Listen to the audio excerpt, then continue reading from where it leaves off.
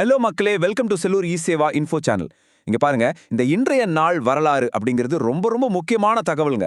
நாங்க உங்களுக்காக இது போல பல யூஸ்ஃபுல் தகவல்கள் தொடர்ந்து சொல்லிக்கொண்டே இருப்போம். நம்ம பேஜை ஃபாலோ பண்ணிட்டு பார்த்தீங்கன்னா உங்களுக்கு ரொம்ப ஹெல்ப்பாக இருக்கும். கொஞ்சம் நம்ம செல்லூர் இ சேவை இன்ஃபோ சேனல் சப்ஸ்கிரைப் பண்ணுங்க நண்பா. அப்போ நாம போடுற ரொம்ப யூஸ்ஃபுல்லான விஷயம் உங்களுக்கு உடனே நோட்டிஃபிகேஷன்ல கிடைக்கும். அது எங்களுக்கும் கொஞ்சம் ஹெல்ப்பாக இருக்கும். சரி வாங்க இன்னைக்கான விஷயத்துக்குள்ள போகலாம். முதல்ல நாம பார்க்க போறது உலக பயணங்களின் முன்னோடிகள்.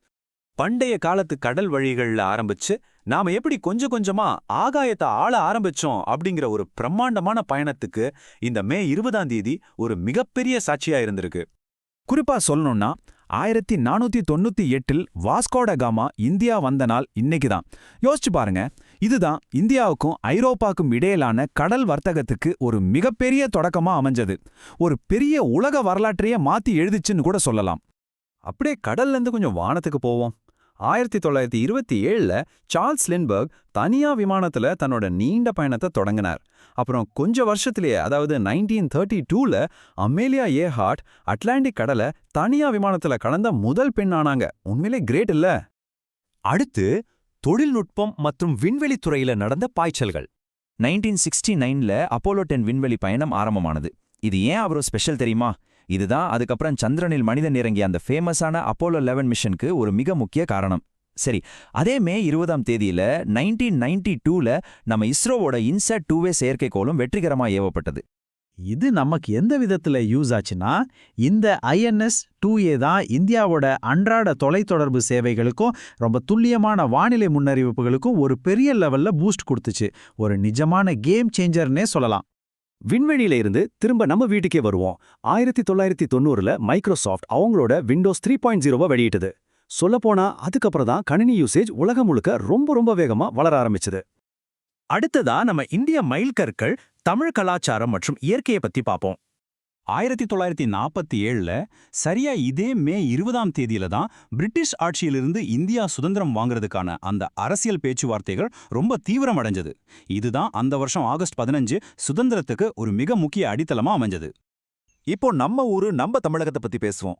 பொதுவாவே இந்த மே மாசம் வந்தாலே ஊர்ல எங்க பாட்டாலும் திருவிழா தானங்க. பல இலக்கிய விழாக்கள், கோயில் திருவிழாக்கள், கலை, இசைன்னு நம்ம ஊரு மரபுகள் ஒட்டுமொத்தமா களைகட்டும். அப்படியே இதையும் ஜஸ்ட் தெரிஞ்சு வச்சுக்கோங்க, இன்னைக்கு 2 பிரபலங்களோட பிறந்தநாளும் கூட. 1799இல் பிரெஞ்சு நாவலாசிரியர் ஆனரே டே பால்சாக், அப்புறம் 1946இல் உலக புகழ்பெற்ற பாடகி சேர் பிறந்த நாள் இன்றுதான். அப்புறம் இன்று வேர்ல்டு பீ டே கூட, அதாவது உலக தேனீக்கள் தினம். இது ஏன் ரொம்ப முக்கியம்னா, தேனீக்கள் இல்லைனா விவசாயம் ரொம்ப பாதிக்கப்படும். நம்ம வேளாண்மையையும் ஒட்டுமொத்த சுற்றுச்சூழலையும் காப்பாத்துறதுல இந்த சின்ன தேனீக்களோட பங்கு ரொம்ப பெருசுங்க.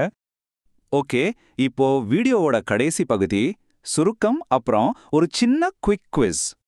இன்னைக்கு நாம என்னென்ன பார்த்தோம்? உலக வர்த்தகத்தை மாத்துன வாஸ்கோ ட காமாவோட வருகை, நிலவு பயணத்துக்கு வித்திட்ட அப்போலோ 10, கம்ப்யூட்டர் உலகத்தை மாத்துன விண்டோஸ் 3.0, அப்புறம் ஃபைனலா உலக தேனீ நாள். உண்மையிலே மே 20 ஒரு வரலாற்று சிறப்புமிக்க நாள் தாங்க. இப்போ உங்களுக்கான நேரம். Quick quiz. அப்போலோ 10 எதற்கான முன்னோட்ட mission? Option A Mars mission, option B moon landing, option C satellite launch. இந்த கொஸ்டினுக்கு யாரு கரெக்டா ஆன்சர் பண்றாங்கன்னு பார்ப்போம். உங்க பதில கமெண்ட்ல சொல்லுங்க. பெஸ்ட் கமெண்ட்டை நாங்க கண்டிப்பா பின் பண்றோம். ஃபுல் வீடியோ பார்த்ததுக்கு ரொம்ப நன்றி. முடிவா ஒரு கேள்வி. முற்காலத்துல நடந்த இந்த மாதிரி பெரிய கண்டுபிடிப்புகள் போல இன்னைக்கு நம்ம கண்டுக்கு தெரியாம என்னென்ன புதிய வரலாறுகள் உருவாக்கப்பட்டுக்கிட்டு இருக்குமோ? கொஞ்சம் யோசிச்சு பாருங்க. மீண்டும் ஒரு அருமையான தகவலோட சந்திப்போம்.